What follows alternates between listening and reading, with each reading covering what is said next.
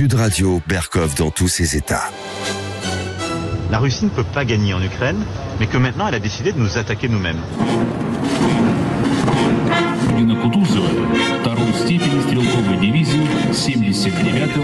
Flotte, petit drapeau, flotte bien haut. Il n'y a pas de consensus aujourd'hui pour envoyer de manière officielle, assumée et endosser des troupes au sol, mais en dynamique, rien ne doit être exclu. Nous ferons tout ce qu'il faut pour que la Russie ne puisse pas gagner cette guerre.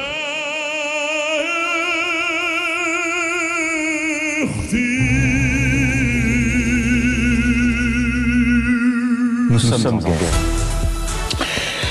Ah là là, depuis qu'il le dit, Emmanuel Macron, nous sommes en guerre, hein, depuis pratiquement 3 ans. Eh ben ça y est, sommes-nous en guerre?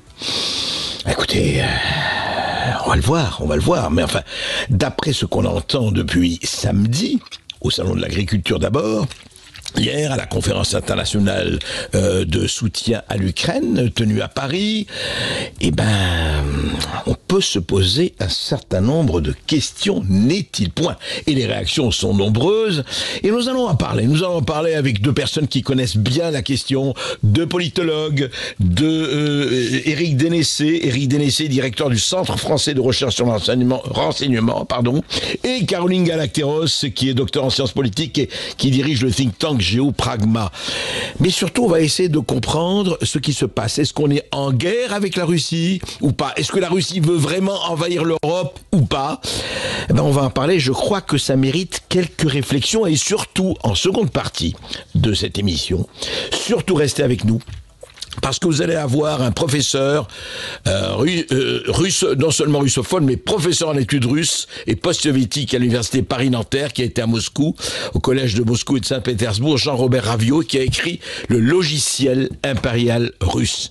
Et il est très important aussi de prendre le temps long pour expliquer tout cela et ne pas être uniquement dans l'écume et la réaction du moment. Et puis, évidemment, nos perles, nos huées, nos bravos. Vous allez voir, accrochez vos ceintures, c'est parti.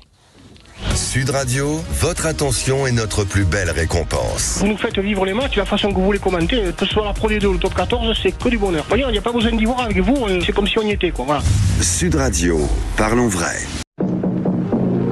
Ici Sud Radio.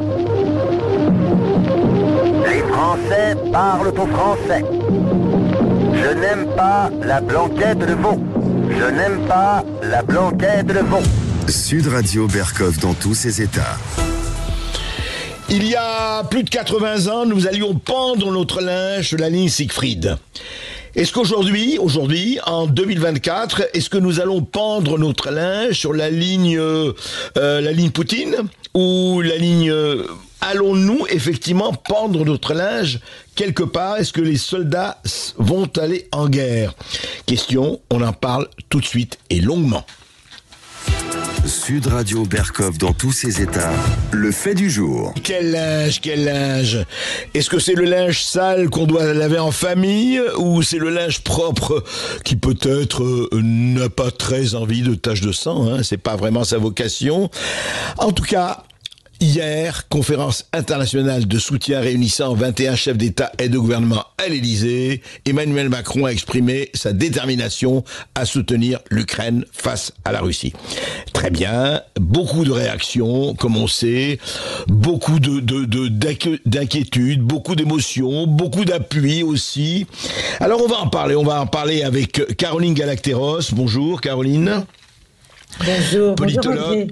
Bonjour, qui dirige le think tank Géopragma, et avec Éric Dénessé, directeur du Centre français de recherche sur le renseignement. Bonjour Éric Dénessé. Bonjour. Et alors on va essayer de comprendre un peu ce qui se passe, parce que l'impression qu'on a, que au-delà des émotions, au-delà des effets de manche, au-delà vraiment de quelque chose qui est là, on a l'impression en tout cas que on revient aux temps les plus forts de la guerre froide. Je parle de temps que les moins de 40 ans ne peuvent pas connaître, ou de 50 ans même. Enfin, quand même, il y a quelque chose, Russie, Occident, des deux côtés. Poutine qui dit ça suffit l'Occident, vous allez un peu trop loin, etc. Les autres qui disent Poutine ne peut pas gagner. En aucun cas, il faut laisser la Russie gagner. Ce n'est pas possible. C'est l'Europe, c'est notre guerre européenne. Éric Dénessé, effet de manche, effet de verbe ou effectivement réalité? Non, je pense qu'il y a trois choses. Il y a, malheureusement, il faut le dire, c'est une réaction qui relève totalement du délire de la part du chef de l'État. Mais c'est pas la première fois. On l'a vu ces dernières semaines parler d'une possible européanisation de la force de frappe, et sa volonté a été aussi de signer un traité, plus exactement un accord avec Zelensky. À la fois, il y a un véritable déni de la réalité, puis il y a surtout un manque de légitimité. Des actions comme celle-ci ne peuvent pas être décidées sans qu'il y ait un débat national au niveau du Parlement, voire au-delà. Et donc, des effets de manche, certainement, mais surtout quelque chose qui dépasse ses prérogatives dans un contexte aussi important de celui que pourrait être une possible guerre, donc de l'envoi de troupes sur les frontières russo-ukrainiennes. Oui, alors justement, vous dites délit de réalité, vous dites le Parlement. Caroline Galacteros, ce qui frappe aussi, enfin depuis quelques jours, mais ça date. Juste avant de vous donner la parole, je voudrais vous faire entendre trois sonores exactement d'Emmanuel Macron. L'un qui a été prononcé, écoutez le premier qui a été prononcé en plein salon de l'agriculture le soir, samedi soir. Écoutez. Et qu'on doit aujourd'hui renforcer notre posture, donner de la visibilité, nous réengager encore davantage, mais aussi comment crédibiliser le fait que la Russie ne peut pas gagner en Ukraine, mais que maintenant elle a décidé de nous attaquer nous-mêmes. Et donc on doit accepter aussi de mener des actions nouvelles, c'est ça dont on va parler lundi. Alors, tout de suite après, donc lundi soir, justement, on va parler de ça lundi, disait Emmanuel Macron, et bien lundi c'était hier, et bien il y avait la réunion, et voici, dans son allocution d'introduction, voici ce qu'a dit Emmanuel Macron, entre autres. Sur la première question, tout a été évoqué ce soir, de manière très libre et directe. Il n'y a pas de consensus aujourd'hui pour envoyer de manière officielle, assumée et endosser des troupes au sol, mais en dynamique, rien ne doit être exclu. Nous ferons tout ce qu'il faut pour que la Russie ne puisse pas gagner cette guerre. Et en parallèle, j'ai pu noter qu'à peu près tous les pays représentés autour de cette table ont pu dire à travers la voix de leurs dirigeants ou de leurs ministres ou d'éminentes personnalités, comme d'ailleurs beaucoup des organisations internationales auxquelles nous prenons part, ont pu dire que le consensus, l'analyse collective était que d'ici à quelques années, il fallait s'apprêter à ce que la Russie attaque les 10 pays. Et donc, très clairement, la lucidité est là, et le constat collectif est que, au fond, notre sécurité à tous est aujourd'hui en jeu. Voilà, c'est dit de façon très claire. Alors, Primo dit, attention, il n'y a pas encore de consensus pour envoyer des troupes, mais il y a une dynamique. En revanche, ajoute-t-il, le président de la République, il y a un consensus pour dire que la Russie va nous attaquer. Il dit pas peut nous attaquer, il dit va nous attaquer dans un mois, dans un an. Il faut être prêt. Caroline Galacteros. Ça s'appelle l'entretien de la prophétie autoréalisatrice. Voilà. C'est-à-dire qu'au bout d'un moment, quand tout est fait depuis des années et des années et des années et des années pour faire monter la tension, pour pousser la Russie à la faute, aujourd'hui toutes les preuves sortent. Aujourd'hui, le New York Times, même le New York Times, vient de leaker, de faire fuiter l'existence depuis 2014 de plus d'une dizaine de bases secrètes de la CIA en Ukraine sur la ligne de front avec la Russie. On peut en parler pendant 3 heures, ça n'arrête pas. Donc, on est aujourd'hui dans une situation très grave où, pour moi, le président ne se rend pas bien compte, manifestement, de ce qu'il fait. C'est totalement irresponsable, c'est totalement incendiaire, et c'est surtout un renversement logique ahurissant, si vous voulez. Parce que il dit, on ne peut pas permettre, et on ne va pas permettre, et on va faire tout ce qu'il faut pour ne pas permettre que la Russie gagne. Mais est-ce qu'il est au courant que la Russie a déjà gagné militairement? Et donc, quand on dit il ne peut pas l'ignorer, il est renseigné, il sait les choses militairement. Donc, qu'est-ce que ça veut dire? Dire on ne peut pas permettre que la Russie gagne. Ça veut dire double down. Ça veut dire en remettre une couche, ça veut dire refuser l'évidence, ça veut dire nourrir l'escalade et donc relancer la guerre au lieu de s'arrêter, au lieu de tenir compte de des négocier. réels, au lieu de se demander ce qu'on peut faire de plus utile. Ce qu'on peut faire de plus utile, c'est avoir le courage de la paix, c'est négocier, c'est trouver des interlocuteurs immédiatement pour le faire et arrêter ce massacre qui n'est pas un massacre tellement des Russes, s'il y a des pertes russes et un coût pour la Russie très lourd, c'est le peuple ukrainien qui est en train de mourir. Donc on est à rebours de tout ce qu'on raconte nous-mêmes, c'est-à-dire sauver l'Ukraine, mais ça veut dire la sacrifier, la sauver, c'est n'importe quoi. Alors justement, ce n'importe quoi que vous dénoncez, Caroline Galacteros, Éric Dénessé, il y a quelque chose d'étonnant parce que tout de suite après, il y a eu le Premier ministre néerlandais Mark Rutte a assuré que cette question de l'envoi de troupes au sol n'a jamais été à l'ordre du jour. Il le dit, Mark Rutte. Beaucoup de gens qui disent jamais étaient les mêmes qui disaient jamais des tanks, etc. Dit Emmanuel Macron. Mais enfin, l'envoi de troupes occidentales en Ukraine n'est pas du tout avec l'actualité pour l'instant. A tenu à préciser le Premier ministre suédois qui vient d'entrer à l'OTAN, enfin qui est Kristersson. Alors, qu'est-ce qui se passe? Est-ce que c'est, encore une fois, je remets la question, est-ce que Emmanuel Macron lance comme ça je ne sais pas si on peut appeler des boulets ou des cocktails Molotov? Est-ce que c'est pour, effectivement, parce qu'on l'a dit, j'inventorie un tout petit peu, on a dit, oui, les gens sont très... Il y a tout ce côté, je voudrais que vous réagissiez là-dessus, tout ce côté des multinationales, notamment, surtout américaines, qui ont acheté les 2/3 ou la moitié des terres ukrainiennes et qui les développent et on sait ce qui se passe avec l'agriculture ukrainienne et les poulets. Est-ce qu'il y a quelque chose, en tout cas, qui est de l'ordre? On voit très très bien la montée, le bruit de bottes, mais on a l'impression que c'est effectivement une espèce de théâtre qui peut devenir tragique, Éric Dénessé. Oui, c'est tout à fait le mot. C'est ubuesque. On a là une comédia dell'arte qui est en train de se mettre en place avec alors, généralement, en tant qu'analyste, je ne m'engage pas sur les questions politiques, mais avec Macron qui croit à ses délires. Là, on se demande si cet homme ne rêve pas d'être président de l'Europe, de diriger une armée européenne, de s'affirmer comme le leader du monde occidental, hors États-Unis contre Moscou. Tout ça n'a pas de sens. Je ne sous-estime pas non plus deux autres éléments qui sont partagés avec les pays de l'OTAN. C'est que depuis que Trump et les Américains l'ont dit que s'il est élu, le financement de la défense européenne ne sera pas le même, ils ont besoin de faire monter la peur de la Russie pour justifier l'accroissement des budgets de défense. Bon, et le dernier aspect, bien sûr, l'exploitation de ce discours à des fins internes pour faire diversion par rapport à un certain nombre de problèmes. Toutefois, on relève quand même une contradiction fondamentale. D'un côté, Macron, comme les autres dirigeants européens, ne cesse de nous dire il y a une menace russe à échéance de 3, 5 ou 8 ans. Et en même temps, ils nous disent mais cette armée russe a connu la défaite en Ukraine, elle est stratégiquement affaiblie, elle a perdu beaucoup de pertes. Donc tout ça ne tient pas la route. Et j'insiste sur un dernier point, la Russie compte 145 millions d'habitants.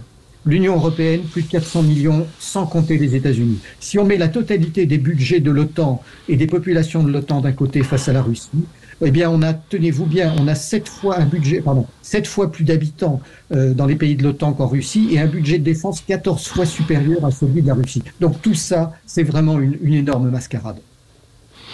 Oui, c'est-à-dire que on ne voit pas. D'ailleurs, c'est très intéressant de voir que les Américains, là, depuis quelques jours, sont en tout cas un peu hors de ça. Pas Biden, bien sûr, qui continue à demander au Congrès ses 60 milliards ou plus, mais pour le reste, les Américains, on a l'impression vraiment. Alors, vous venez me corriger si je me trompe, que tout se passe comme si les Américains disent aux Européens allez-y, foncez, allez sur la ligne de front, pendre votre linge, et puis nous. Écoutez, on va regarder un peu ce qui se passe et on va regarder. Caroline Galacteros. Oui, tout à fait. Ils vont s'occuper de la reconstruction. Ça, on peut en être certain. Il y a Kiev, BlackRock a fait ses offres de service déjà. Il y a à Kiev un magnifique bâtiment, l'ancienne Banque mondiale qui est désormais la banque pour la reconstruction de l'Ukraine. Ça, c'est très beau, c'est magnifique, c'est flambant neuf. Non, ce qu'il faut... Enfin, moi, je me demande, si vous voulez, je suis entièrement d'accord avec Éric Dénessé, comme d'habitude d'ailleurs, sur beaucoup de choses. c'est ubuesque, c'est délirant. Le rapport de force est évident, c'est-à-dire c'est là qu'on voit bien que ce qu'on cherche est quelque chose à la fois qu'on ne peut pas obtenir, en même temps on continue. Parce que est-ce que notre président de la République a bien lu la doctrine nucléaire russe ?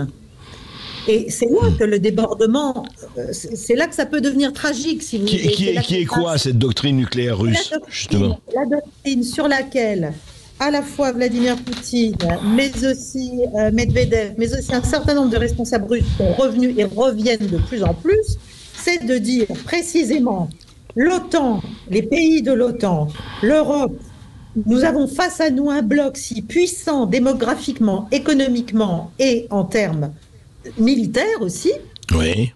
que si jamais ce bloc avance trop vers nos frontières et menace l'État ou la nation russe, nous nous réservons le droit de considérer que c'est une menace existentielle, nous considérons que c'est une menace existentielle, et nous ne pourrons pas, à ce moment-là, le cas échéant, nous interdire une frappe nucléaire tactique.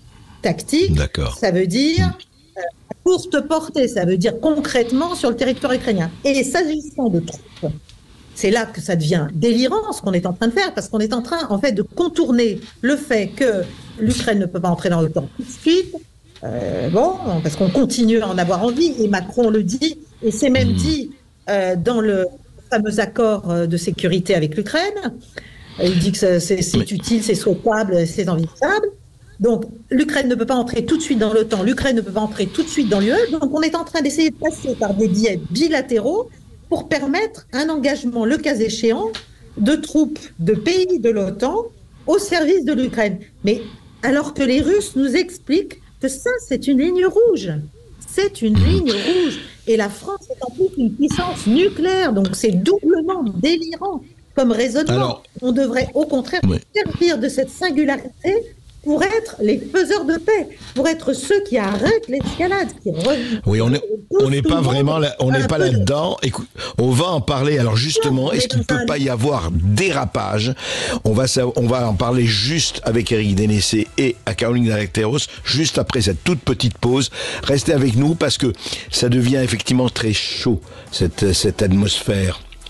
Et puis vous aurez la parole aussi évidemment 0826 300 300 pour réagir, pour nous appeler ou pour poser toutes vos questions à nos experts du jour. 0826 300 300. Ne bougez pas, on revient dans quelques instants. Sud Radio Berkov dans tous ses états. Appelez maintenant pour réagir 0826 300 300. Ici Sud Radio. Les Français parlent au français. Les carottes sont cuites. Les carottes sont cuites. Sud Radio Berkov dans tous ses états. Bon, espérons quand même qu'elles ne sont pas encore complètement cuites. Je m'adresse au spécialiste de l'enseignement, Éric Dénessé. Est-ce qu'il peut y avoir, enfin, quand on est dans une situation pareille, est-ce qu'il peut y avoir bavure ? Est-ce que la bavure étant cette fois-ci peut être nucléaire, ce qui n'est pas rien. Mais est-ce que, il y a peut-être, vous allez me dire, il y a un sur 1 million de chances, je ne sais pas, mais est-ce qu'il peut y avoir, si ce climat se développe comme on le voit, parce que je rappelle que beaucoup de gens, et d'ailleurs je voudrais avoir votre avis à tous les deux, mais Éric Dénessé, beaucoup de gens disent, mais attendez, ce n'est pas seulement la guerre Russie-Ukraine, c'est fini, c'est la guerre de l'Europe, c'est notre guerre. On entend ça du matin au soir, d'un certain nombre de gens, candidats au Parlement européen, politologues ou spécialistes ou autres, qui disent attention, non, mais attention, vous vous rendez pas compte, c'est pas Russie-Ukraine, là, c'est nous qui sommes en jeu. Donc, si on ne le fait pas, si on ne fait pas quelque chose, si on ne se met pas en économie de guerre, notamment, eh bien, c'est fini. Alors, c'est cette idée, en tout cas, qui essaie de se répandre, que la Russie veut aller beaucoup plus loin, veut envahir, les pays baltes, etc., retrouver l'Empire russe, le pacte de Varsovie, peut-être l'URSS. En tout cas, on l'entend seriner. Est-ce que c'est que de la propagande et surtout, est-ce que ça ne peut pas amener, à un moment donné, à une bavure ? Éric Dénessé. Oui, c'est une question importante. Pour l'instant, je pense que le risque de bavure est extrêmement limité, puisqu'il n'y a pas de troupes européennes officielles sur le front ukrainien. Donc, tant qu'on ne passe pas une étape supplémentaire y compris dans la livraison d'armements plus massifs. Les choses sont limitées. D'ailleurs, la CIA l'a montré depuis le début de ce conflit, indépendamment du fait qu'elle ait contribué à le provoquer, elle a fait attention à ne jamais aller trop loin pour ne pas déclencher une réaction russe. Pour le reste, est-ce que c'est notre guerre? Non. Pourquoi est-ce que nous nous battrions pour un État qui n'est ni membre de l'Union européenne, ni membre de l'OTAN, avec lequel, à part le micro-événement du 16 février dernier, nous n'avons pas d'accord de sécurité, qui est un État dont la population a fui en raison de la corruption et du dysfonctionnement de l'État ukrainien avant même le conflit, et pour un État qui massacre lui-même des populations qui réclament la libre utilisation de leur langue dans le Donbass. Donc tout ça n'a aucun sens. Les Russes ne cherchent pas à envahir l'Occident. Alors, bien sûr qu'on va passer pour des relais du Kremlin, mais il y a tellement de va-t-en-guerre aujourd'hui qui veulent voir que ce qu'ils veulent et qui sont dans une logique anti-russe que on leur laisse la responsabilité de leurs propos. Mais aujourd'hui, et Poutine est un homme extrêmement rationnel, contrairement à ce qu'on raconte. Il fait d'ailleurs même preuve de beaucoup de mesures vis-à-vis des déclarations des chefs d'État européens.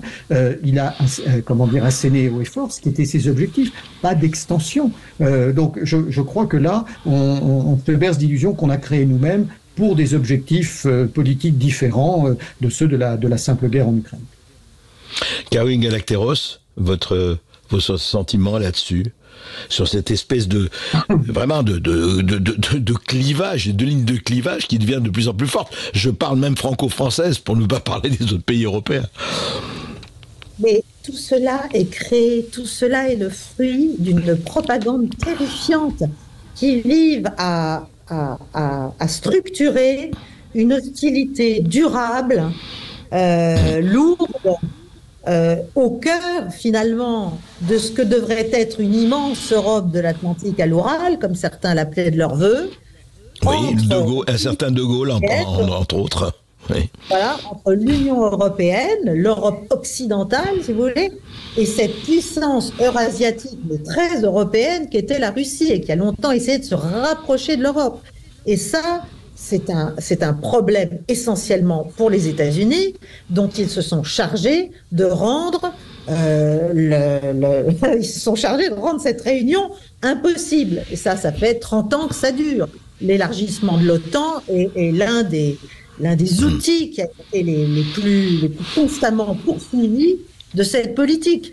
Et finalement, cette avancée de l'OTAN via l'Ukraine et la Géorgie aussi au début des années 2000 vers la Russie, c'était la bande ultime et la bande importante qu'il s'agissait de récupérer dans notre orbite occidentale pour gêner, pour empêcher cette Russie renaissante, mais pas renaissante dans sa vision impérialiste, renaissante dans sa puissance économique, dans sa puissance de discours et de portage d'un modèle alternatif de puissance qui a un sacré succès à l'échelle du monde et qui met en échec un pôle occidental qui lui est discrédité par son interventionnisme même. Donc, c'est dans tout ça que se situe ce problème. Mais la question n'est pas que la Russie menace... c'est totalement ridicule. La Russie menace les pays baltes ou la Pologne. Elle ne veut pas entrer en guerre contre l'OTAN. C'est tout ce qu'elle ne souhaite pas. Nous, en revanche... on n'hésite pas à faire des pas les uns après les autres qui nous rapprochent de ce que j'appelle moi cette prophétie autoréalisatrice. Donc il y a un moment où ça va devenir effectivement très très chaud. Si on a des soldats en uniforme qui ne soient pas sous uniforme ukrainien, parce qu'il y en a déjà, ils sont sous uniforme ukrainien. On passe à un affichage beaucoup plus net sur le thème il faut se faire la Russie, d'abord, c'est voué à l'échec. Quel est l'objectif ultime? Est-ce qu'on s'imagine une victoire? C'est quoi le succès, en fait? Non, mais il faut empêcher Poutine de gagner en Ukraine. C'est ça ce qu'ils disent aujourd'hui. Ils ne disent pas on va envahir la Russie. Hein. Mais il a déjà gagné. C'est ça qui est dingue. C'est ce que vous dites, La propagande est tellement puissante que nous en devenons nous-mêmes les victimes. Nous sommes victimes de notre propre propagande.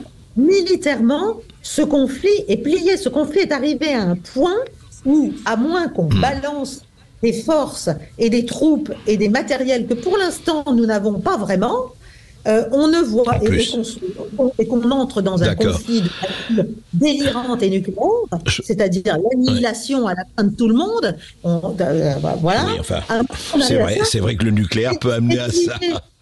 Non, mais donc c'est plié militairement. Donc c'est le moment de négocier. Oui, en tout cas. Négocier à Caroline Galacteros, ce n'est pas la mélodie qu'on entend aujourd'hui, c'est moins qu'on puisse dire. Mais je voudrais vous adresser à tous les deux, Éric Dénessé quand même, et pas seulement à l'expert sur le renseignement et la recherche, le citoyen, parce que vous l'êtes aussi, nous le sommes aussi.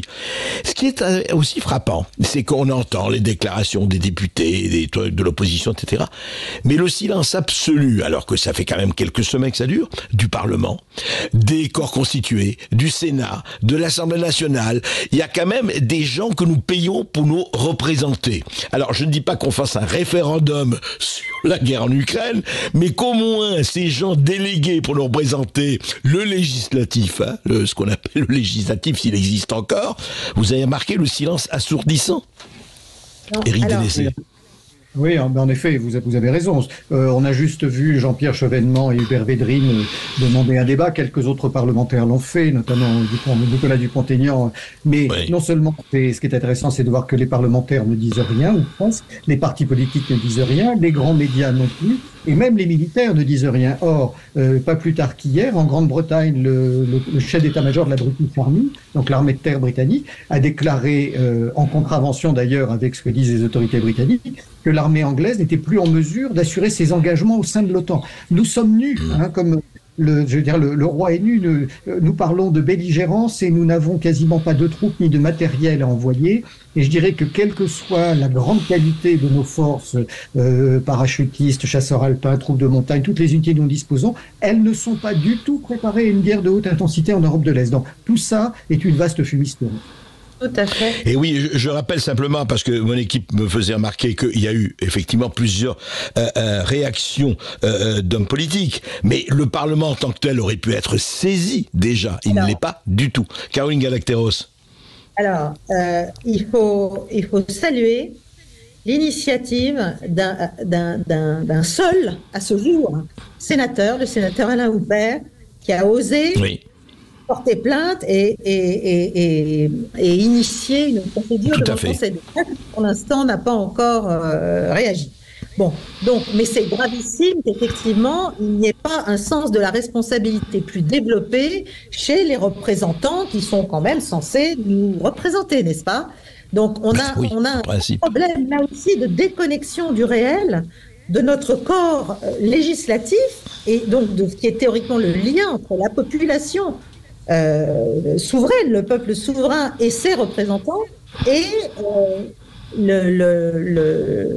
l'idée de faire une guerre. Deuxièmement, on a une constitution, il y a des articles quand même dans cette constitution, notamment l'article 35 qui traite de l'intervention des droits et des devoirs du Parlement en cas de guerre, en cas de déclaration de guerre.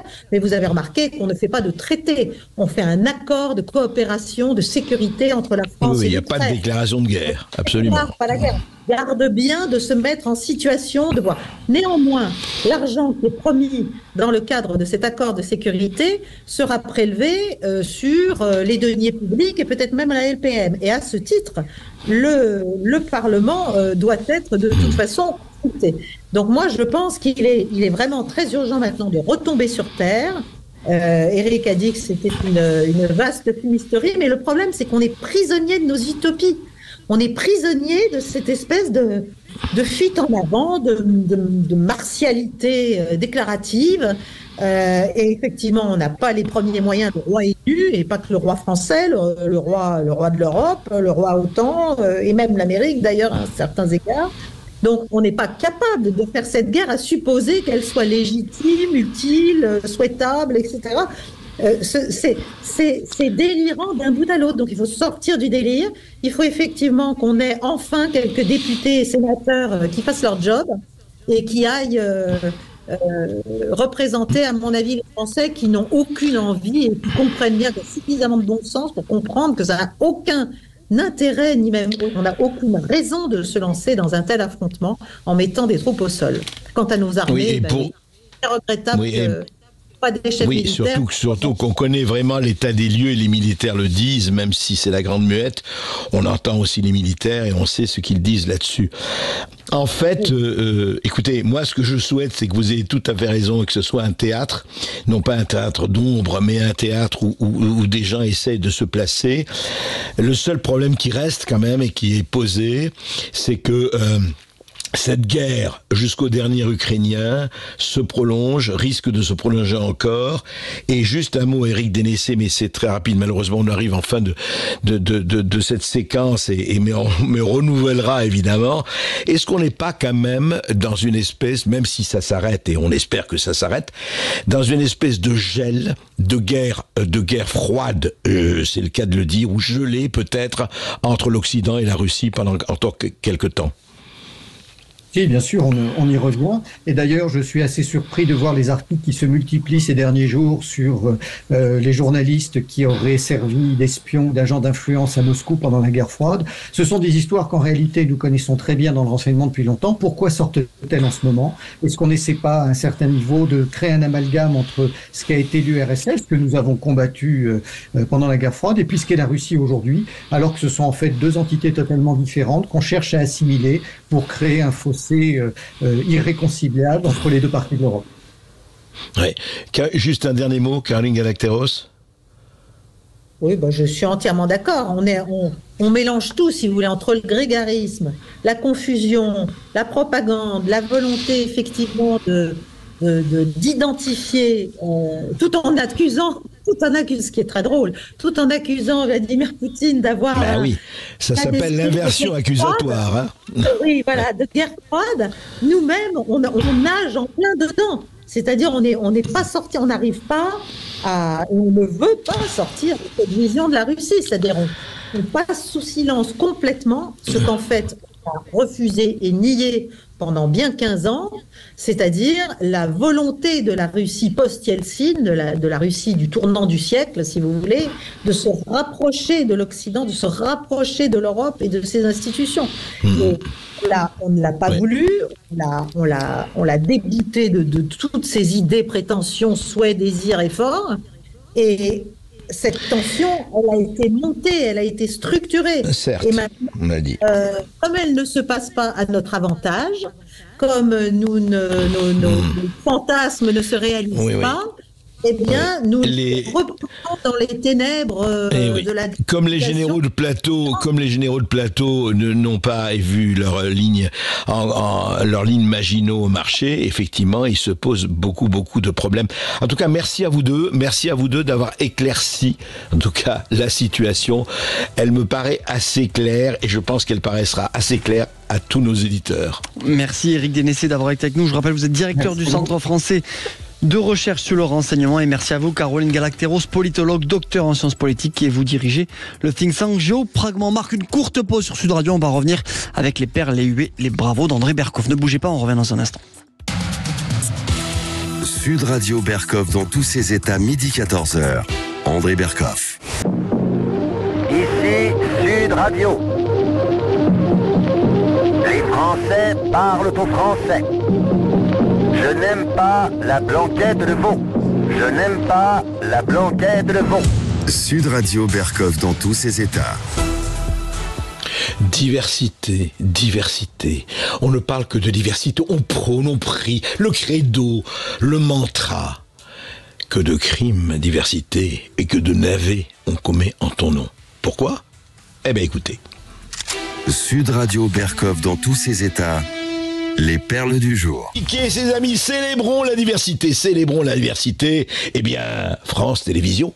Je rappelle que nous payons avec nos impôts, tous nos impôts, auditeurs de Sud Radio, résistants de Sud Radio. Eh bien, on a renforcé la diversité, vous voyez. Alors, je vous rappelle la clause diversité. Elle est sur tous les contrats de France Télévisions pour un téléfilm de fiction, c'est-à-dire que quand un producteur, un réalisateur, une équipe veulent faire un film de fiction, fait un téléfilm de fiction, évidemment France Télévisions est très très très demandeuse et consommatrice de films de fiction, et c'est très très bien. Alors voilà, il y a des clauses qu'il faut signer, donc la clause diversité. Alors c'est quoi? Eh bien écoutez, c'est intéressant, ça vaut son pesant, allez j'allais dire de lentilles, mais disons autre chose. L'œuvre ayant vocation à s'inscrire dans une programmation reflétant au plus près la diversité de la culture, de la société et de la population française et des étrangers vivant sur le sol de France, le contractant devra accompagner France Télévisions dans l'accomplissement de sa politique de diversité en veillant à ce que l'esprit de cette clause soit respecté dans l'exécution des présentes devant et derrière la caméra. Jusqu'ici, bon, pourquoi pas, il n'y a rien à dire. Alors, quels sont les 5 piliers de cette politique de diversité? Il y en a 5, effectivement. C'est pas les 10 commandements, c'est les 5 commandements. Égalité homme-femme, diversité ethnoculturelle, sociale, le handicap et évidemment la représentation LGBT. Ils n'ont pas mis Q, X, mais enfin voilà. LGBT.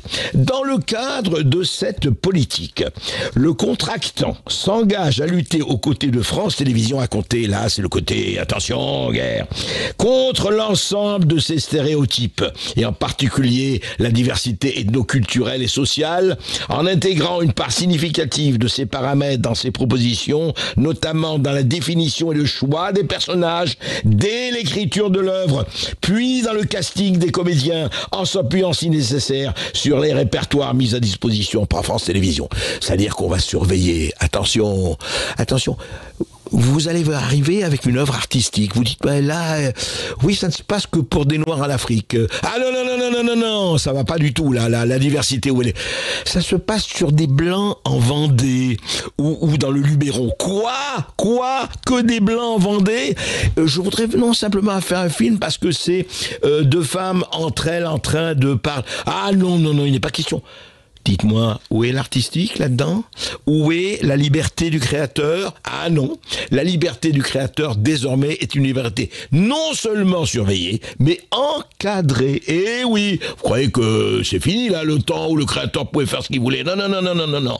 On est là dans une espèce de cours de classe très précise, avec des règles très précises. Ah bon, et après on donne des prix, on parle de liberté de création, on parle d'encourager la création. Ah non, on met les bras, on lit on met les bras en l'écharpe, on les lit, on vous surveille. Voilà, ça s'appelle comment? Eh ben ça s'appelle, je ne sais pas moi, ça s'appelle peut-être quelque chose comme une espèce de despotisme, non? D'autoritarisme, non? Non, pire, le règne de la disparition véritable de la vraie liberté au nom d'une création sous surveillance et au nom du sous-vide. Parce que c'est ça, ici, la clause diversité, c'est une clause du sous-vide. Voilà, c'est l'organisme, la création génétiquement modifiée, la CGM. Eh ben, écoutez, bonne chance, chers spectateurs, auditeurs et surtout contributeurs obligés de France Télévisions. Sud Radio Berkov dans tous ses états. C'est à toi. Je le sais bien, mais j'hésite. Et alors tu vas rester comme ça jusqu'à demain? Voyons, capitaine, nous vous attendons. Ah, mon ami, c'est que la chose est importante. Ils ont 32 et nous connaissons 30. Nous allons en prendre 4. Écoutez, tous l'ont vu, tous l'ont entendu. La célèbre partie de cartes de Marcel Pagnol, Marius, Fanny, César. Ah, tu me fends le cœur. Voilà. Pagnol. Et alors, qu'est-ce qui s'est passé? Une petite histoire, mais quand même assez caractéristique. Qui on dirait, oh, c'est une querelle, c'est Clochemerle. Non, c'est pas Clochemerle. Nicolas Pagnol, qui est le petit-fils de Marcel Pagnol, n'a pas voulu voir le visage du maire de Marseille dans la réédition du livre La gloire de mon père. Alors, on vous explique que la mairie de Marseille, depuis longtemps, voilà, ont commandé 9500 exemplaires de l'ouvrage de La gloire de mon père, le célèbre ouvrage de Marcel Pagnol, qui date de 1957, qui sont édités, distribués en fin d'année scolaire aux élèves marseillais quittant l'école primaire afin d'officialiser leur passage au collège. Voilà, les livres commandés aux éditions par la mairie de Marseille comporteront notamment un petit texte signé de Benoît Payan. Bien. Alors simplement, la mairie a demandé en plus qu'on y figure la demande, le portrait du maire. Le portrait du maire et Nicolas Pagnol dit, écoutez, vous ouvrez la boîte de La gloire de mon père et vous tombez sur un portrait pleine page de Benoît Payan. Franchement, pourquoi? Et c'est vrai qu'on peut se poser la question. Voilà. Et donc il a refusé. Il a refusé que cette réédition se passe avec effectivement le portrait de Benoît Payan. Alors on avait reçu Nicolas Pagnol. Il y a eu beaucoup de malentendus, même peu de malentendus, un affrontement entre la mairie de Marseille et le fameux château, effectivement le château de Marcel Pagnol. Et il dit voilà, Marcel Pagnol, ça ne vous appartient pas à ce château de la Busine où a été écrit La gloire de mon père. Alors voilà, il a été sommé, Nicolas Pagnol, de quitter le château. On va pas rentrer dans ces querelles, mais c'est vrai quand même est-ce que la mairie de Marseille, franchement, a besoin de distribuer avec le portrait de Benoît Payan? Benoît Payan, hélas, il écrira sûrement des bouquins, mais il n'est pas Marcel Pagnol. Donc, qu'on met un petit mot que la mairie offre ça, c'est très bien, mais c'est pas la peine, franchement, de faire du culte de la personnalité. N'est-il point, cher Benoît Payan? On va marquer une courte pause sur Sud Radio. On sera de retour après les infos de 13h dans quelques minutes pour le face-à-face où André Berkoff recevra Jean-Robert Raviot, le professeur en études russes, qui vient nous voir pour son nouveau livre, Le logiciel impérial, aux éditions de l'Artilleur. Ne bougez pas, on revient dans un instant. Sud Radio. Sud Radio, parlons vrai. Parlons vrai. Sud Radio. Parlons vrai. Sud Radio Berkoff dans tous ses états. Le face-à-face. Et dans le face-à-face aujourd'hui, André Berkoff, vous recevez Jean-Robert Raviot, professeur en études russes à l'Université de Paris-Nanterre et surtout auteur de ce nouveau livre, Russie, le logiciel impérial, aux éditions de l'Artilleur. Bonjour Jean-Robert Raviot. Bonjour. Oui, alors Jean-Robert Raviot, je suis ravi de vous recevoir.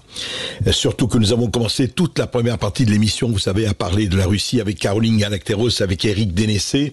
Ce qui se passe en ce moment, effectivement, la Russie ne doit pas gagner, c'est une guerre européenne, la guerre Russie-Ukraine, c'est l'Europe qui est en jeu, etc., etc. Et vous venez remettre les pendules à l'heure, et je dirais l'église, allez, on ne va pas dire l'église orthodoxe seulement, mais l'église au milieu du village.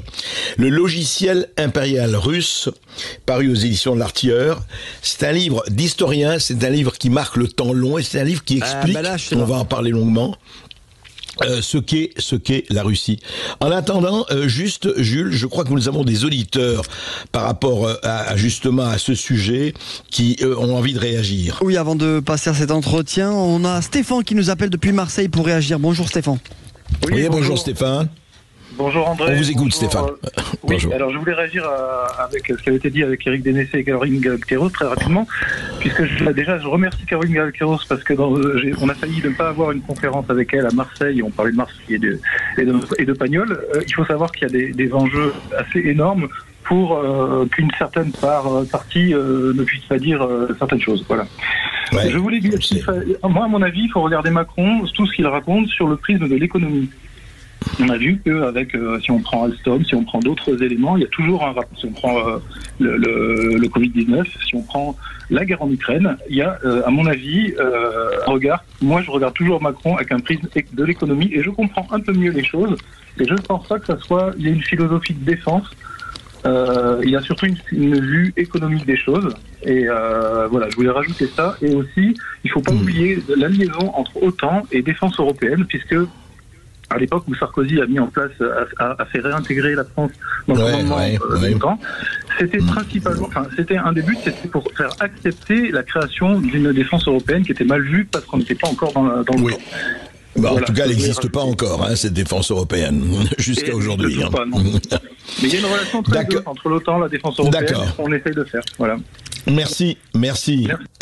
Jules, un autre lecteur, parce que après nous allons parler un peu du fond et du logiciel impérial. Oui, alors André, je m'appelle toujours Esteban, si jamais. Qu'est-ce que j'ai dit On embrasse Jules qui était avec vous hier, qui m'a remplacé. Ben ça, tu vois, c'est les réflexes conditionnés. Excuse-moi, Esteban. On accueille Ratislav qui nous appelle depuis la Gironde. Bonjour Ratislav. Bonjour. Bonjour, merci de m'accueillir. Bon, c'est difficile de résumer, mais brièvement. Il faut résumer Ratislav, oui, parce que bien sûr, on a beaucoup donc de... La Russie a beaucoup de défauts. La Russie, je sais, elle a ses intérêts, mais est-ce que elle n'a pas droit à avoir des intérêts économiques? Et sur le fond, c'est ça. Les Américains, parce que vous savez, l'impérialisme américain, c'est le dollar, c'est réticulaire. C'est vous acceptez les conditions. Donc bon, malheureusement, le monde a changé depuis 1945. Donc tout ça, mais il faut continuer à dire. Les Russes ont leurs défauts, mais il faut s'entendre. Bien c'est sûr, possible de s'entendre. Poutine, vous pouvez dire tout ce que vous voulez. Il est méchant, il a du sang sur ses mains, comme d'autres présidents. Mais je pense qu'il est raisonnable. On peut s'entendre avec lui. Et il ne voulait pas à la base ni entrer en Ukraine. La Russie aurait préféré une Ukraine neutre. Ça aurait été mieux pour l'Ukraine. Ouais.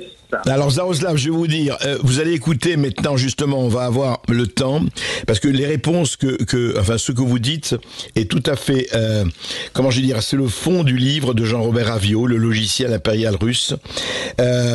Et il explique très très bien, et on va tout de suite aborder ce livre que je vous recommande vraiment, parce que c'est bien, on peut être pour, on peut être contre, on peut avoir toutes les émotions, les dilections, les rejets qu'on veut. Enfin, si on ne regarde pas un peu le réel, comme je le dis toujours, j'ai presque l'air de radoter, le réel frappe à la porte, et quand il frappe à la porte, c'est pas la peine de se boucher yeux et oreilles, portes et fenêtres. Alors, Jean-Robert Aviot, je rappelle que vous êtes professeur en études russes et post-soviétiques à l'université Paris-Nanterre, et que vous êtes ancien directeur des collèges universitaires français de Moscou et de Saint-Pétersbourg, et vous avez écrit plusieurs ouvrages d'ailleurs, sur la Russie notamment. Et vous commencez votre livre, et c'est très intéressant, je voudrais qu'on parle de cela. Au fond, c'est quoi la Russie? Vous commencez d'ailleurs au XVe siècle. Vous dites qu'il y a deux lignes de force. Et il faut comprendre, parce que même si c'est votre adversaire le plus résolu, si vous comprenez pas votre adversaire, comment voulez-vous comprendre la réalité? Vous parlez d'une dynamique moscopolitique. Moscopolite aussi, et vous parlez de la puissance continentale ensuite. Alors expliquez-nous cette dynamique moscopolite qui dirige la Russie depuis des siècles en tout cas. Voilà, merci André Berkoff pour votre invitation, et j'apprécie que vous ayez lu mon livre attentivement. Alors le moscopolitisme, effectivement, c'est une notion peut-être un peu ésotérique, mais je m'efforce de la rendre très claire. En fait, pour bien comprendre la Fédération de Russie aujourd'hui, il faut comprendre qu'elle est l'héritière de l'URSS, dont elle est un État successeur, puisque la Fédération de Russie, après la chute de l'URSS, a hérité des obligations internationales de l'URSS. Donc elle est à la fois État successeur et en même temps en rupture avec l'URSS. Ça, c'est déjà un premier paradoxe.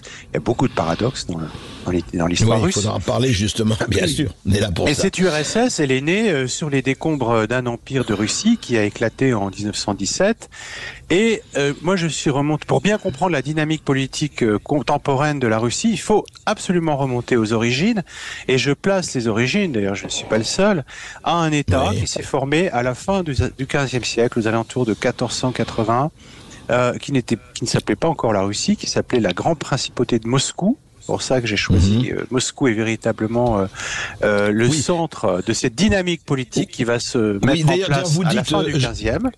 Oui, Jean-Robert Avio, vous insistez absolument, et c'est tout à fait intéressant de vous dire, l'omniprésence de Moscou. Ça reste le centre, ça reste vraiment le nerf, la seule capitale en Russie, quoi, le nerf. C'est le début de cette aventure qui aboutit à la constitution d'un État qui va être l'Empire de Russie. Alors comment je ne vais pas détailler siècle par siècle, ça vous pouvez aller dans mon livre, mais la dynamique moscopolitique, c'est tout simplement une dynamique de rassemblement de territoires sous la souveraineté de Moscou, d'abord des territoires slaves de l'Est, orthodoxes autour de Moscou, les anciennes principautés, éparpillées après le joug mongol, donc à partir du 15e, 16e, et puis à partir du 16e siècle, se met en place une dynamique impériale, avec le couronnement du tsar Ivan IV dit le Terrible, et cette dynamique impériale va conduire cet État moscovite à devenir la Russie, l'Empire de Russie, un État moderne qui va se constituer par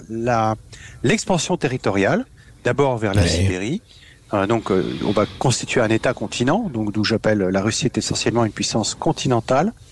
Puis ensuite, une expansion vers l'ouest, qui est d'ailleurs à partir du 17e, 18e, qui est très intéressante à revenir là-dessus parce que la guerre en Ukraine actuellement se déroule sur ces terres, qui ont fait l'objet déjà de beaucoup de rivalités avec la Pologne-Lituanie au 16e, 17e, et puis ensuite vers le sud, Caucase, puis Asie centrale, pour former au 19e siècle cet empire de Russie qui est le plus vaste État du monde et qui est devenu une puissance globale.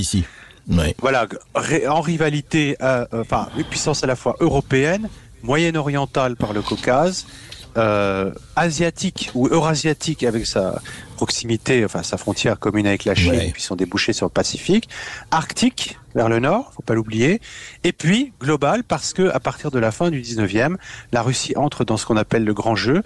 Elle est frontalière d'un autre empire, du grand empire global de l'époque, l'empire britannique, par les Indes. Donc la poussée russe vers l'Asie centrale, mais la Russie en contact avec l'Empire britannique en Inde. Alors justement, on va continuer d'en parler et on va parler un peu, là vous avez, évidemment rapidement, encore une fois, il faut renvoyer au bouquin, mais qu'est-ce que c'est que cette Russie d'aujourd'hui, cette Russie, encore une fois, qui est aujourd'hui cette fédération de Russie, héritière de l'URSS, où on en est aujourd'hui, parce que justement, ce qui est tout à fait passionnant, et hélas, quelquefois tristement passionnant, c'est qu'on parle beaucoup de la Russie sans savoir ce qu'elle est, ce qui est quand même un peu fâcheux. Après cette toute petite pause, on entre dans le vif du sujet. Et 13h13 sur Sud Radio, on est ensemble jusqu'à 14h avec Jean-Robert Avio et vous au 0826 300 300. À tout de suite. Sud Radio, votre avis fait la différence. Je remercie Sud Radio de pouvoir donner la parole aux Français sans les couper en ayant d'autres avis. Et ça, vraiment, c'est la seule radio en France qui puisse le faire. Donc je tiens à le souligner. Sud Radio, parlons vrai. Ici Sud Radio. Les Français parlent au français. Je n'aime pas la blanquette de veau. Je n'aime pas la blanquette de veau. Sud Radio Berkov dans tous ses états. Oui, il est grand temps de connaître, d'inventorier ce logiciel impérial russe. Et justement, on peut pas évidemment aborder tout. Encore une fois, je renvoie à votre livre et je le recommande vraiment, votre livre, Jean-Christophe Avio. Je voudrais savoir sur les rapports Russie-Occident. Justement, ça a été toujours un je t'aime moi non plus ou pas du tout. Parce que vous en parlez très très bien. Vous dites attention, ça n'a jamais été contre l'Occident ou par l'Occident, mais avec l'Occident. Alors expliquez-nous. Avec l'Occident, avec, je dirais aussi l'Asie, la Russie, en fait, ce qu'il faut bien comprendre, c'est que la Russie est un État qui s'est formé par une expansion territoriale, historiquement, très grande, qui est devenu un État à la fois continental, la taille d'un continent, et multiethnique, c'est-à-dire qui comprend des territoires très variés sur le plan ethnique, religieux, confessionnel. Et l'État Et donc, à la fois, c'est un atout, cette continentalité, cette vastitude, qui donne à la Russie un avantage militaire par un très fort hinterland interne. On l'a vu pendant la Seconde Guerre mondiale, où l'URSS a pu déplacer des usines entières vers son est et sauvegarder ainsi son économie, enfin en partie. Ouais. Mais c'est aussi beaucoup de faiblesses. Parce que quand on a un État à la fois continental et multiethnique, il faut, en quelque sorte, maintenir l'unité et la souveraineté de l'État sur l'ensemble du territoire. Et c'est un alors, défi, qui la maintient ? Qui la maintient ? L'État, justement, l'État, Moscou, le chef de l'État, l'administration fédérale aujourd'hui. Et c'est vraiment la dynamique moscopolitique. C'est pas une dynamique de domination absolue. C'est une dynamique politique qui vise à mettre Moscou toujours au centre et essayer de maintenir l'unité et l'intégrité de cet État. Cette souveraineté, cette obsession du discours politique russe aujourd'hui pour la souveraineté, elle est liée à la prise de conscience par les élites de la faiblesse de cet État. Pourquoi ? Parce qu'un État continental et multiethnique, il faut d'abord le développer économiquement, ce qui n'est pas du tout simple, ce qui suppose d'abord de maîtriser la sécurité sur l'ensemble du territoire.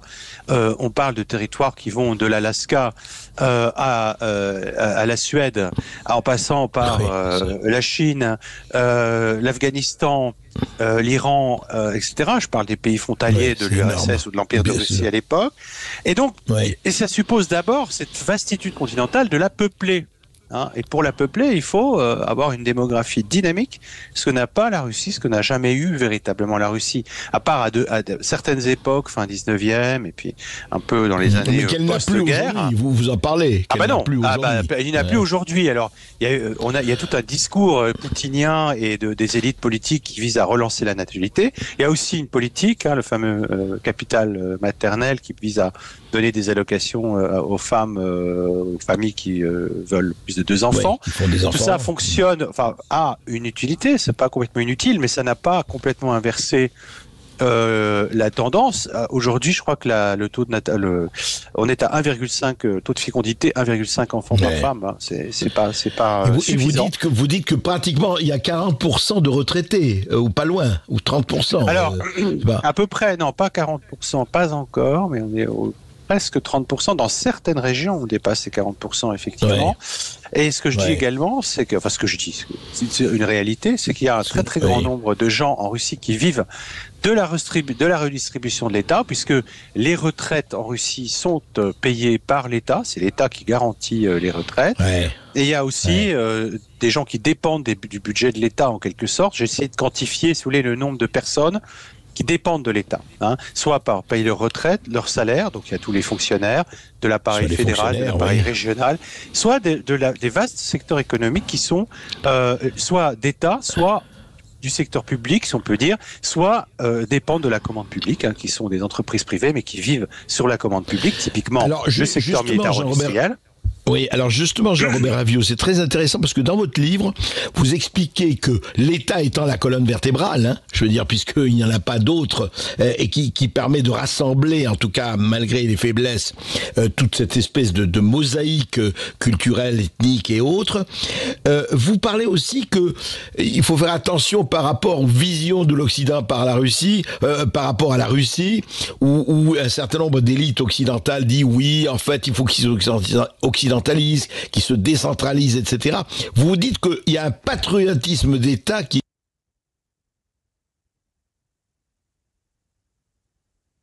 Alors,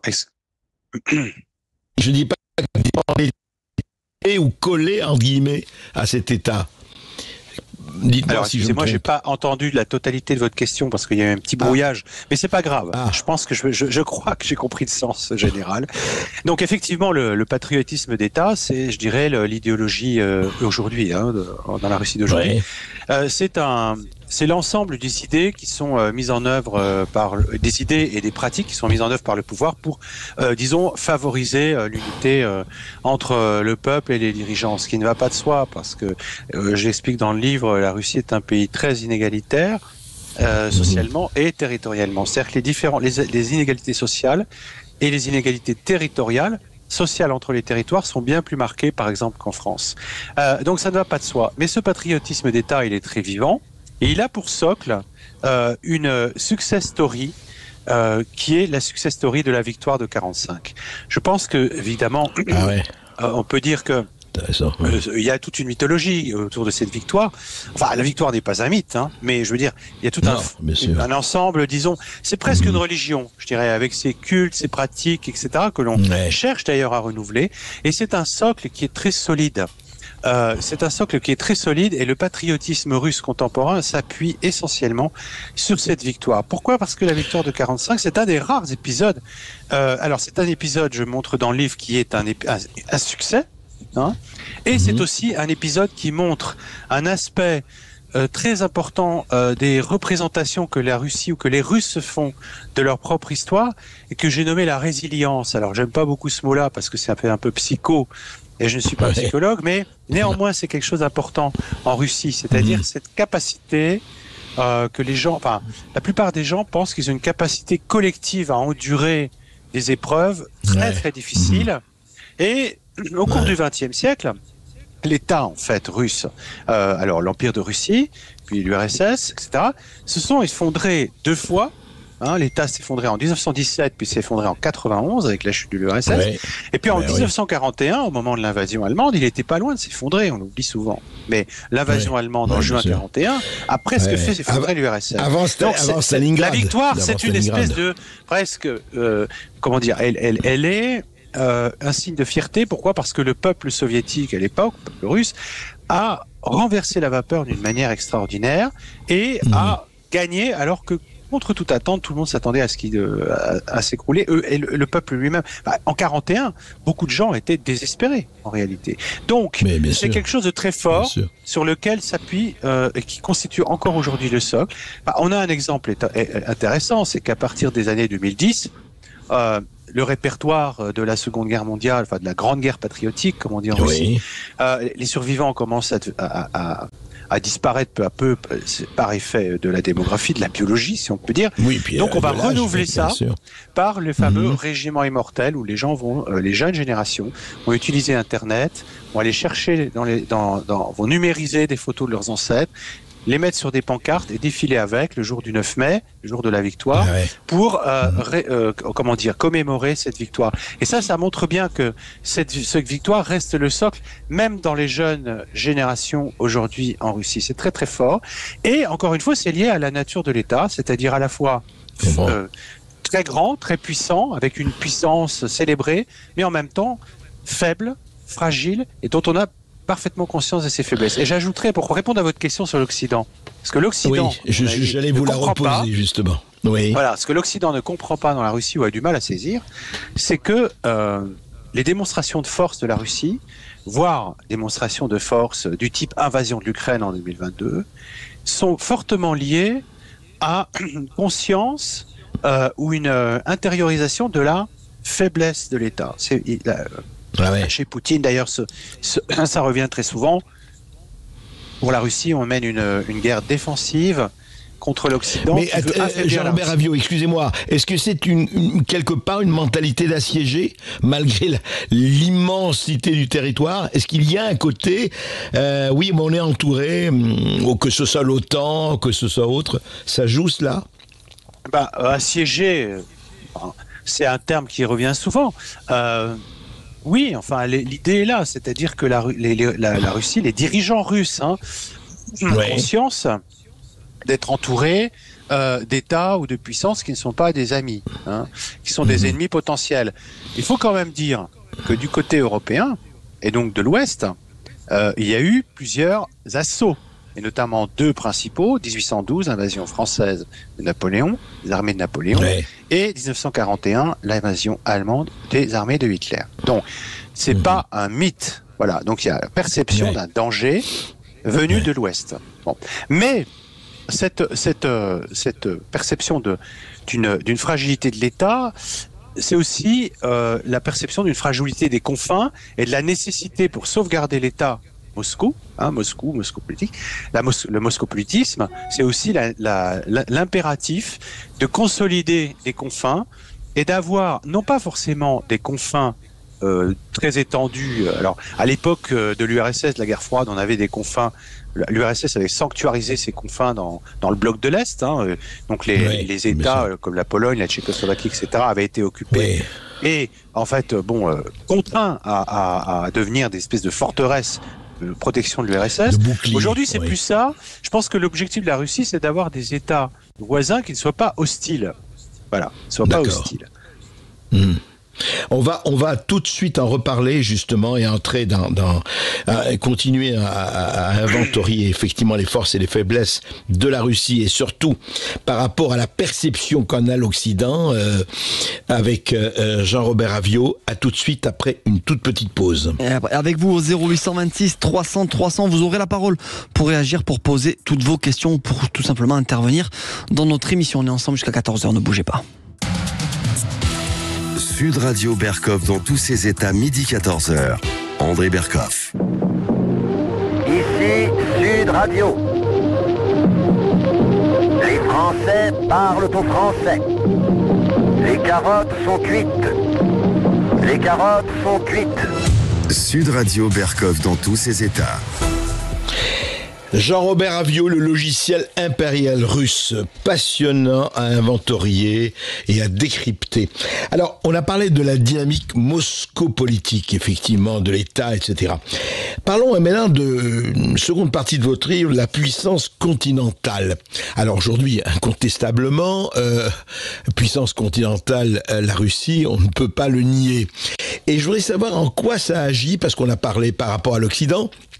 Mais justement, on voit la montée des BRICS, on voit la montée des pays dits émergents qui ont déjà émergé. Est-ce que la Russie, aujourd'hui, ambitionne ou est en train de, justement, cette puissance continentale, en train de voir du côté de ces pays-là, et on voit très très bien les alliances qui se font, sans parler de la dédollarisation du monde, est-ce que ça joue un rôle très important aujourd'hui dans la stratégie de la Russie? Ah, bien sûr, ça joue un rôle essentiel. Je dirais que la Russie est un État eurasiatique, un pied en Europe, un pied en Asie, mais aussi un pied vers le sud. C'est très important, Moyen-Orient et donc le sud, l'Orient tout court, l'Inde, etc. Donc, ce continent, cet État-continent qu'est la Russie, a effectivement je dirais, plusieurs interfaces. En fait, une interface européenne, une interface moyen-orientale, une interface asiatique, une interface pacifique et une interface arctique. Bon, aujourd'hui, ça fait beaucoup. Alors, historiquement, si vous voulez, depuis au moins le XVIIIe siècle, mais je dirais même avant, ça commence au XVIe, XVIIe, l'objectif principal des Russes, des dirigeants russes, c'était de se rattacher à l'Europe, de privilégier en fait, c'était vraiment le lien avec l'Europe. Parce que, pour des raisons d'abord culturelles. Bon, la Russie se présente comme un empire et dès le départ, l'empire de Russie va aller chercher sa symbolique à Byzance. Je vous rappelle, Moscou, 3e Rome. Bon, on va au XVIe siècle. L'objectif, la théologie orthodoxe du patriarcat de Moscou, c'est de considérer que Moscou est le successeur de Rome et puis de Byzance. On est en Europe, on est dans une situation chrétienne. Bon, tout ça fait que la Russie cherche à se rapprocher de l'Europe et ça va être une constante pendant des siècles et des siècles. Et donc, effectivement, aujourd'hui, le sentiment qui prédomine, c'est que l'Europe tourne le dos à la Russie, en fait. La Russie se sent, en quelque sorte, rejetée. Bon, c'est vrai que cette invasion de l'Ukraine n'a pas aidé, on va dire, c'est le moins qu'on puisse dire, à accrocher. Bon, mais néanmoins, effectivement, la Russie a aussi d'autres dimensions. Alors, c'est une dimension. Alors, impériale, c'est une chose, on peut en parler, mais on va parler des voisinages et des interfaces. Religieuses. Alors, la Russie, c'est aussi un État avec 15% de musulmans. Donc, la Russie est un membre de l'OCI, organisation de la conférence islamique. Donc il y a une dimension effectivement. La Russie est membre de l'OCI, c'est vrai, de l'OCI. Absolument, elle est membre de l'OCI, donc elle est présente. Récemment, il y a eu un discours de Lavrov. Bon. Alors, il y a cette dimension, il y a une proximité, on va dire, historique avec l'Iran, qui ne date pas d'ailleurs des mollahs et qui ne date pas de récemment, et de l'entrée de l'Iran dans les BRICS, mais qui date de bien avant. Un des premiers ambassadeurs qui arrive à Moscou dès la fin du XVIe siècle, c'est l'ambassadeur de Perse. Bon, parce que la Perse et l'Empire de Russie sont voisins. Ensuite, évidemment, il y a aujourd'hui une puissance qui compte peut-être davantage, c'est la Chine, qui est à la fois un voisin et une grande puissance, beaucoup plus puissante que la Russie aujourd'hui, d'un point de vue économique, pas encore militaire, mais économique, et puis le poids démographique, bon, c'était évident. Et donc, c'est évident qu'aujourd'hui, on voit beaucoup, on a tendance à voir un basculement, même certains disent, dans le camp chinois. Donc, on pourrait imaginer que la Russie forme avec la Chine une sorte d'alliance, puis plus qu'une alliance, un bloc. On tourne le dos à l'Europe et s'occupe de le dos à l'Europe et s'occupe de l'Asie, quoi. Enfin, oui. Alors, donc, bon, il faut relativiser tout ça, parce que d'abord, les choses sont en train de se faire, les relations internationales, les mutations qui interviennent, ça se fait pas en 15 jours, c'est des décennies et des décennies. Certains parlent de basculement vers l'Est de la diplomatie russe, c'est tout à fait exact, mais ce basculement vers l'Est ne commence pas avec la guerre en Ukraine, il commence bien avant. Dès les années 90 d'ailleurs, au moment où la Russie est en train de se transformer et en train de devenir une économie de marché, où la relation avec l'Occident est vraiment privilégiée, aussi pour des raisons financières, parce que c'est là il y a des capitaux, on se tourne aussi vers la Chine. Pourquoi ? Le premier motif n'est pas politique, mais économique. On voit dans la Chine le potentiel de développement économique et on se dit il faut qu'on en soit, il ne faut pas qu'on soit complètement absent de ce pays ou des relations avec un pays qui devient une grande puissance, qui devient un moteur de croissance mondiale, qui est notre voisin et avec lequel nous avons rompu quasiment tout lien à partir de 1961. Donc le rapprochement avec la Chine va se faire progressivement jusqu'à devenir une alliance, enfin une quasi-alliance aujourd'hui, on le voit clairement là ces dernières semaines. Oui. On a vu que la Chine se positionnait maintenant en allié de la Russie dans le conflit en Ukraine. Bon, on ne livre pas encore des armes, mais enfin on soutient la technologie. Bon, alors ça c'est très intéressant parce qu'on peut y voir, et beaucoup aux États-Unis, c'est un pays où on réfléchit beaucoup à ça, déplorent qu'en fait, les sanctions occidentales et puis la conflictualité avec l'Occident, et le choix de l'Occident en fait de soutenir l'Ukraine en 2014 et de ne pas favoriser la paix, on va dire les choses comme ça, de pousser, on va dire dans le sens de la guerre, va en fait rapprocher la Russie et la Chine, alors que les États-Unis auraient eu tout intérêt à mettre la Russie dans leur camp. Alors ça, c'est quelque chose qu'on trouve sous la plume d'analystes américains comme John Mersheimer, mais pas seulement, beaucoup. Ils disent en fait cette politique d'hostilité occidentale à l'égard de la Russie a poussé la Russie dans les bras de la Chine. Alors est-ce que c'est exact ? Est-ce qu'il y a une alliance russo-chinoise en formation ? Alors j'ai un chapitre là-dessus. Qui est exact. Ouais. Alors il faut attendre pour voir, il faut relativiser, il faut être très très prudent parce que cette relation sino-russe, elle ne date pas encore elle-même d'aujourd'hui, elle date au moins du XVIIe siècle. 1654, signature du traité de Nertchinsk, qui est le premier traité frontalier entre la Russie et la Chine. Relations qui sont caractérisées par un voisinage méfiant et par une très grande défiance mutuelle. Alors, aujourd'hui, bien sûr, en voyant les embrassades de Xi Jinping et de Poutine, on a l'impression embrassons-nous Folleville, mais les choses ne sont pas aussi claires. Et je pense que effectivement, ce qui est clair, c'est que la Russie cherche à rééquilibrer ses interfaces. Et à devenir, en fait, ce qui est très important de comprendre, moi j'ai quand même une approche, vous avez dit, je suis historien, je suis pas tout à fait historien, je suis plutôt politiste, peu importe, mais j'ai une approche plutôt géopolitique. En fait, je dirais que la politique à long terme de la Russie, c'est comment devenir et comment faire de cette continentalité un atout. Et donc, comment faire que cet État-continent devienne un territoire, non pas simplement de forteresse, de bastion, de défense, comme vous avez dit, assiégé, mais aussi un espace de connectivité et un espace par lequel transitent les marchandises et bien les personnes entre l'Europe et l'Asie. Alors justement, vous dites, et c'est très intéressant, la dernière page de votre livre, votre conclusion est très intéressante, parce que vous dites, vous citez Pierre Legendre, et vous dites, nous faisons le pari de la pérennité du logiciel impérial russe, ce que vous venez de décrire, mais que vous racontez évidemment beaucoup plus longuement et c'est normal, avec beaucoup plus en détail dans votre livre, mais vous dites ceci, ça c'est très intéressant, Jean-Robert Avio, vous dites, l'État russe n'est pas frappé, du moins dans la même mesure, par le délitement symbolique qui frappe l'État en Occident, un délitement de ce qui fait le collage de la foi et de la loi. Effectivement, il faut rappeler ce que Poutine a beaucoup le retour de l'orthodoxie en Russie, le retour qui mériterait une émission à elle seule. Mais je continue.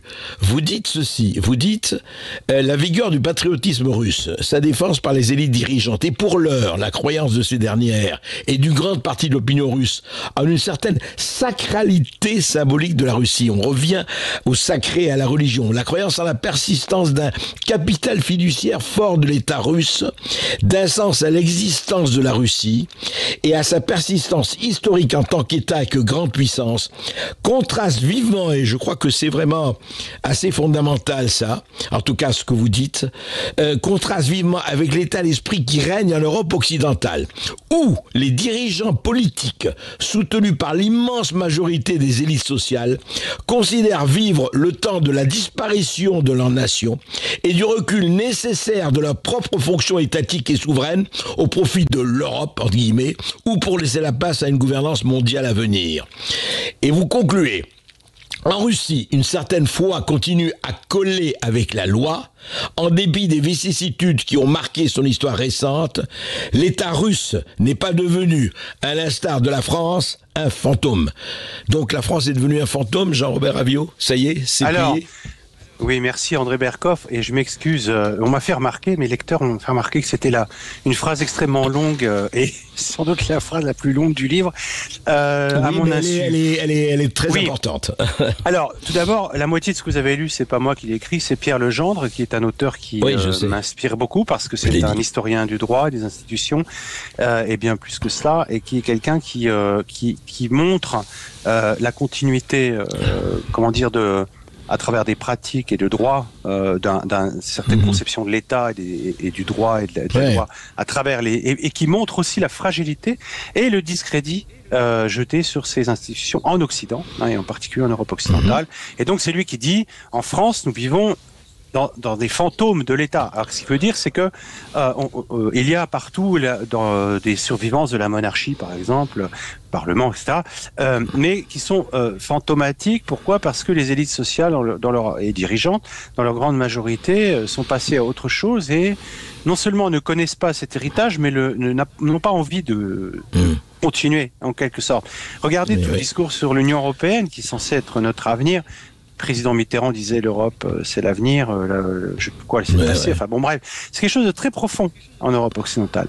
En Russie, par contre, et c'est pour ça que je voulais souligner la différence, c'est que la plupart des gens, personne ne pense que la Russie a vocation, par exemple, à entrer dans l'Union européenne et à devenir le Xème État de l'Union européenne, au même titre que la Croatie, l'Estonie ou la Belgique. Vous voyez? Bon, ça n'aurait aucun sens.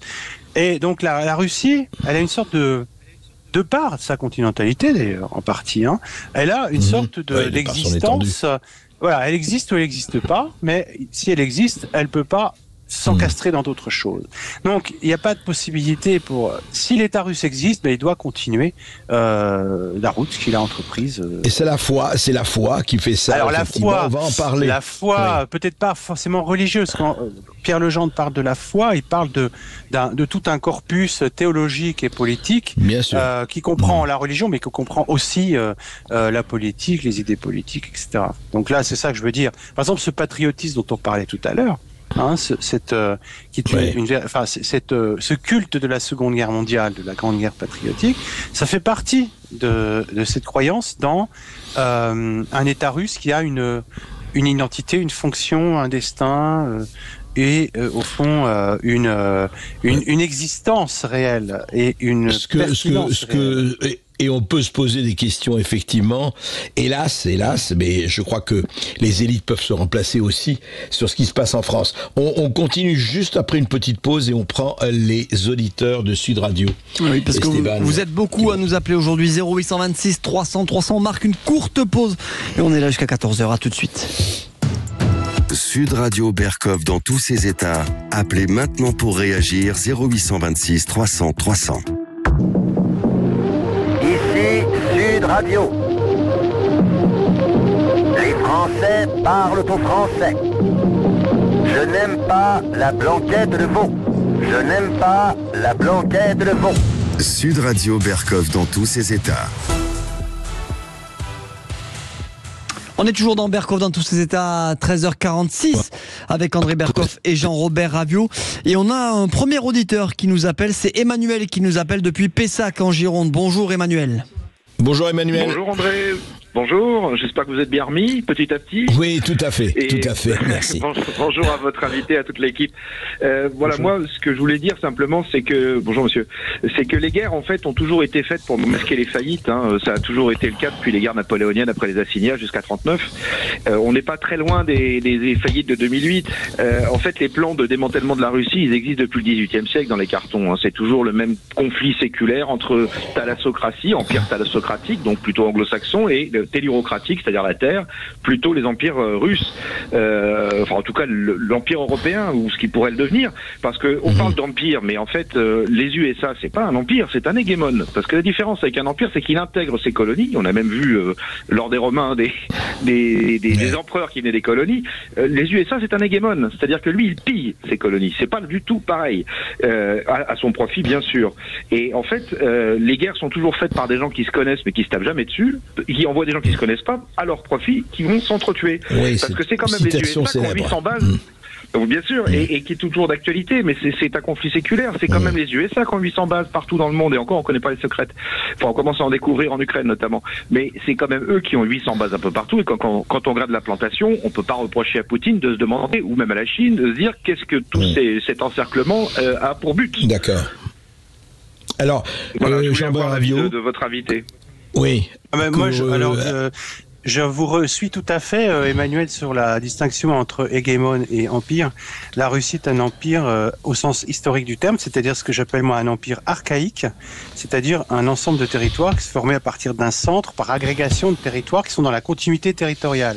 Ce qui fait que dans les empires archaïques du type Russie, Chine, empire assyrien, il y a une très difficile distinction au bout d'un certain temps entre ce qu'on appelle la métropole et puis les espaces conquis.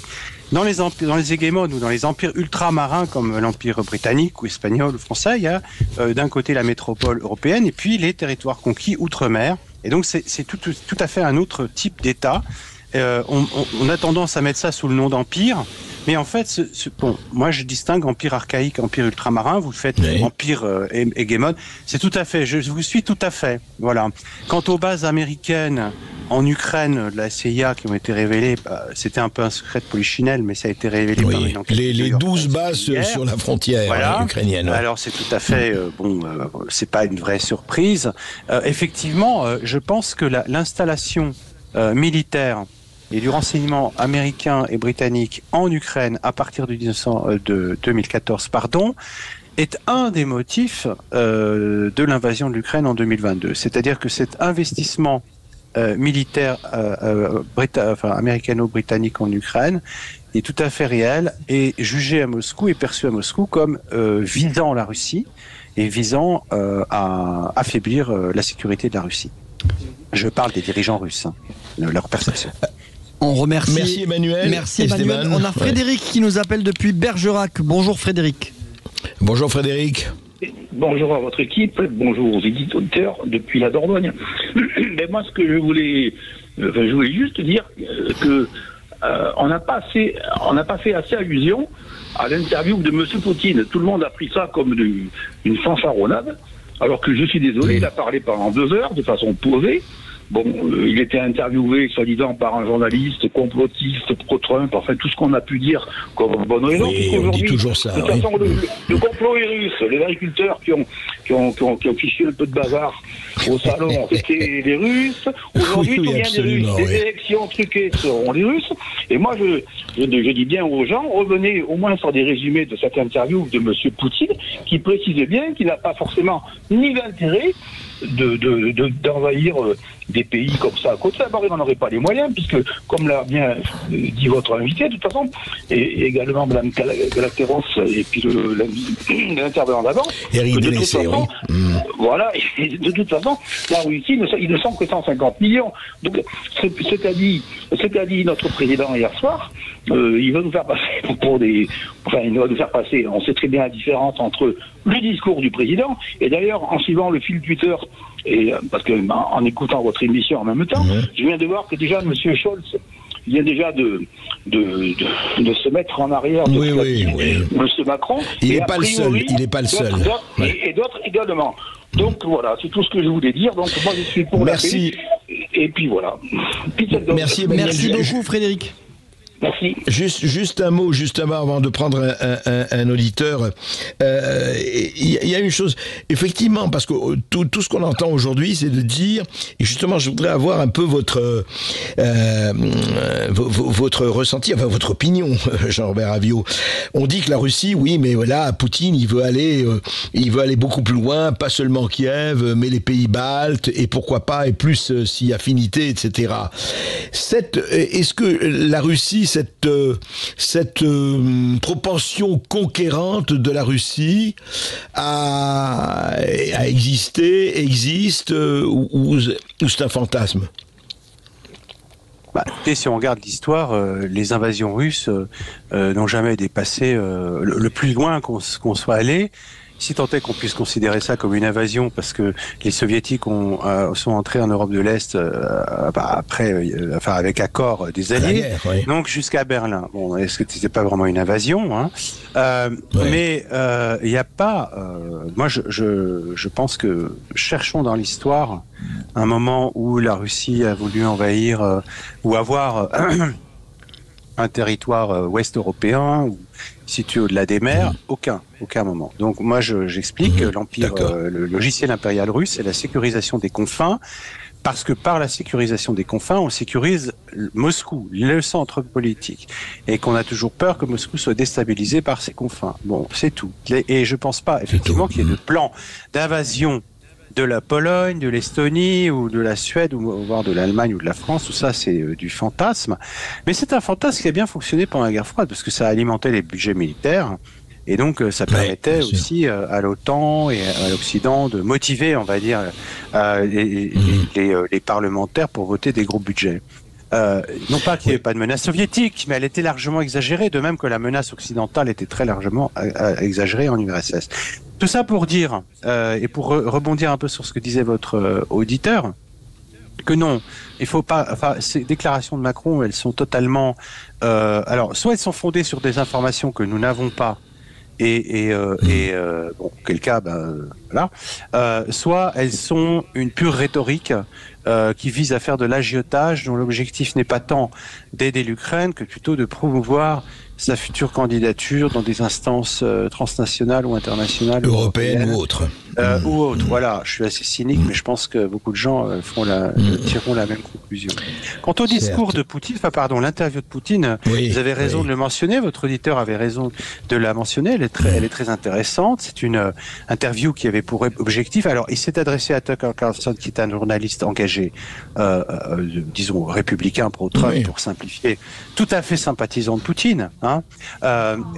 Donc l'objectif n'était pas d'être interviewé par un journaliste occidental qui lui aurait posé des questions gênantes, il s'en est bien gardé d'ailleurs, Monsieur Carlson, mais plutôt de s'adresser à un journaliste qui va être le porte-voix, disons, traduire en mots occidentaux la manière dont... L'objectif de Poutine, c'était que les électeurs américains qui vont regarder cette émission comprennent mieux la position de la Russie.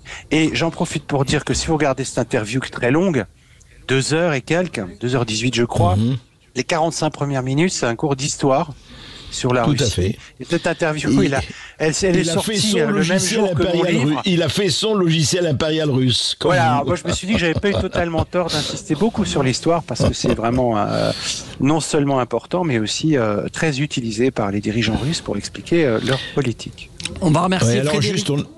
Et on a Philippe nous avons un dernier auditeur. Nous avons Philippe qui nous appelle depuis Narbonne. Bonjour Philippe, rapidement. Bonjour Philippe. Bonjour Philippe de Narbonne. Voilà. Moi je voulais intervenir un petit peu pour dire ce que tout le monde pense tout bas. C'est-à-dire qu'il faut vite, qu'on arrête Macron dans sa folie guerrière et belliciste. Je pense que tous les auditeurs, quels qu'ils soient, qui se sont exprimés aujourd'hui, ont remis un petit peu les points sur les i par rapport à la Russie et ce qui était la Russie. Et il faut pas oublier quand même qu'on est quand même toujours sous le coup de la dissuasion nucléaire et que de parler d'envoyer des soldats en Ukraine, c'est un pas vers un conflit de ce type-là. C'est scandaleux, c'est tout simplement scandaleux. Il faut arrêter. C'est un espèce de un vat en guerre. Il est en train de mettre à plat la France, en train de mettre à plat les relations internationales. Comment on va faire après avec la Russie? C'est absolument incroyable. C'est absolument. En tout cas, je remercie la qualité de vos intervenants et de vous-même pour remettre un peu d'ordre dans ces médias et dans ces... Merci. Merci à vous. Merci beaucoup, Philippe. Mais je dirais, c'est ça. Alors, écoutez, on en a connu d'autres et j'espère que ça va pas déraper dans n'importe quoi. Je voudrais dire aussi que, le livre de Jean-Robert Aviot, en tout cas, met les points sur les i, sur un certain nombre de choses. C'est pour ça qu'il faut le lire. Et je dirais que, on n'a pas eu le temps de développer Jean-Robert Aviot, le centre et la périphérie, mais vous l'avez décrit quelque part. Et, on en reparlera de tout cela. Je crois que ce qui est très important vraiment, c'est de raison garder et de bon sens garder et peut-être aussi de connaissance garder. En tout cas, vous en avez fait preuve, Jean-Robert Aviot, et je vous remercie. Merci à tous de nous avoir écoutés. On rappelle ce livre, Jean-Robert Aviot, Russie, le logiciel impérial, aux éditions de l'Artilleur. Merci à tous d'avoir été avec nous. Merci André Berkoff. Merci à tous les auditeurs. Tout de suite, c'est Brigitte Lahaye sur Sud Radio. Sud Radio Parlons Vrai est aussi à Lyon et le Grand Lyon sur 105.8 FM, le DAB+, et l'application Sud Radio. Sud Radio, Parlons Vrai.